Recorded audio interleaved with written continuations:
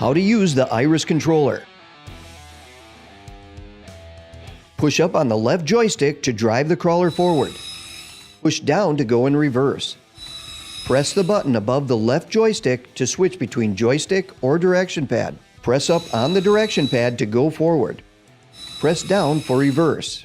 Both controllers provide variable speed to the crawler. Press right joystick up to rotate camera counterclockwise. Press down to rotate the camera clockwise. Press left, the camera pans left. Press right, the camera pans right. Press down on the joystick, auto homes the camera.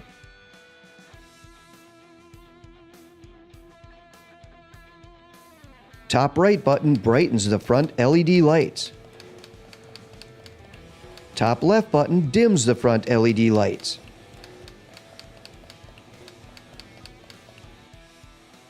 How to bring the crawler back using auto rewind. First, you must disengage the clutch on the crawler. To do this, drive the crawler forward. Drive the crawler in reverse briefly. The crawler should be disengaged. Pull back on the cable to see if the crawler's clutch is disengaged. Press the reel in on the Iris main panel.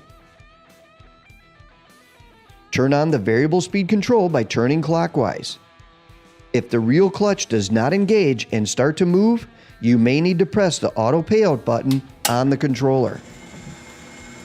You can stop the reel by pressing the auto payout button again, or pushing in the emergency stop button on the main panel.